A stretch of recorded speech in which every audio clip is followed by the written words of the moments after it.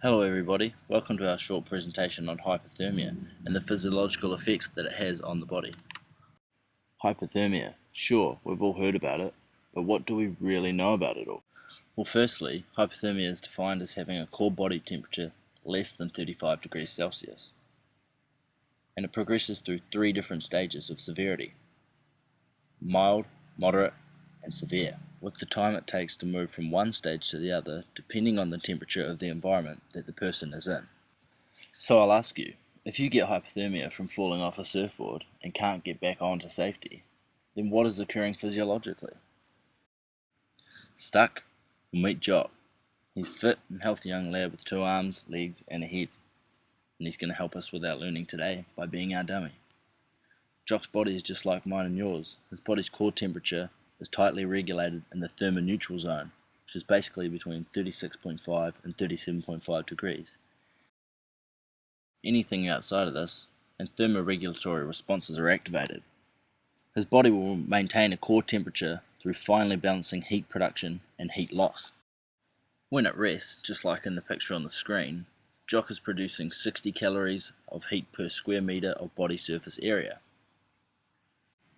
His body is doing this through generation by cellular metabolism, generally occurring inside our hearts, liver, and other parts of our core body. Jock's decided that it's a good idea for him to go for a surf. However, Jock hasn't been surfing in a while, so he's a bit dusty. And it's also winter in Dunedin, and he's forgotten his wetsuit. Undeterred, he decides to go out anyway. Jock's paddling for some waves when suddenly he becomes dislodged from his board, and even though he tries to fight through it and notice he struggled, he somehow even manages to lose his leg rope.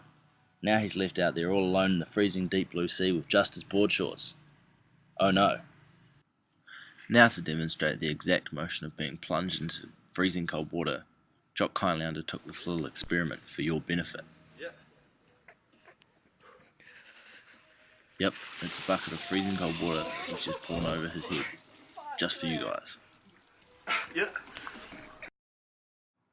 Just check out his face. This is about as real as we're going to get it. This brings us to stage 1, mild hypothermia. After initially sitting around in the water, his adrenaline begins to wear off, and the situation becomes increasingly daunting for poor little Jock. Jock begins to gasp for air and starts breathing 4 or 5 times faster than usual. His blood rate increases, his heart rate increases, and holding his breath becomes more difficult. This is called hyperventilation and can last up to 10 minutes. We've all had it when you're in cold water and you get that ice cream headache and you find it hard to breathe.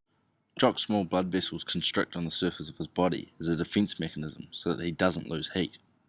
This means a whole lot more blood is being squeezed into the same amount of blood vessels, which serves to increase the effect on blood pressure.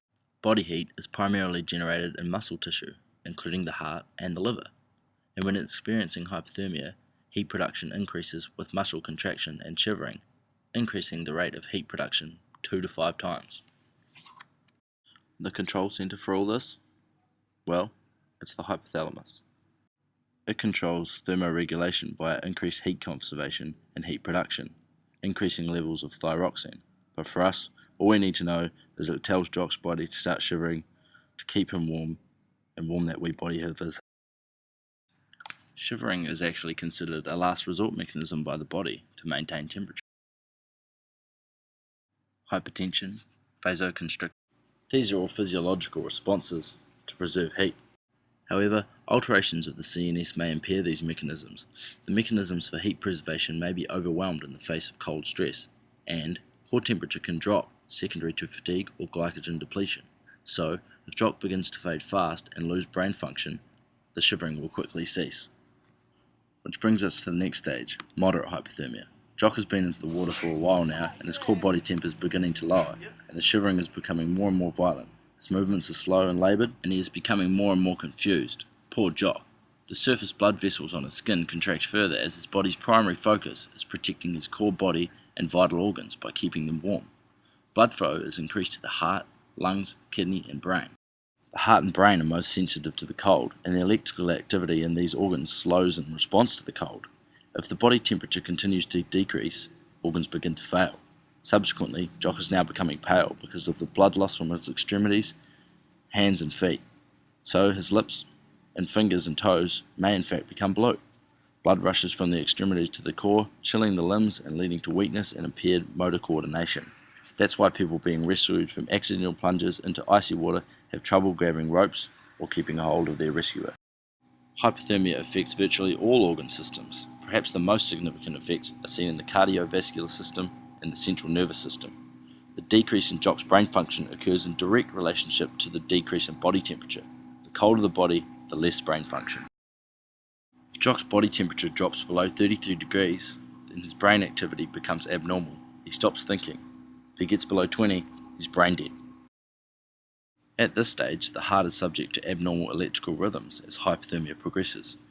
Ventricular fibrillation, fancy, huh? Well, this is simply a disorganized rhythm in which the heart is unable to pump. This is one type of cardiac arrest. Finally, true hypothermia sets in. Typically after more than 30 minutes of immersion, Jock's core body temperature decreases further. His essential physiological system fail. His heart rate, his respiratory rate, and his blood pressure are all decreasing rapidly. Difficulty in speaking, sluggish thinking, and amnesia start to appear. Inability to use hands and stumbling is also usually present. Cellular metabolic processes shut down. Major organs fail, and unfortunately, Jock is dead. Just kidding, he's not actually dead. Look, he's all good, but maybe he should have worn a wetsuit like this one next time. So what are the take-home messages?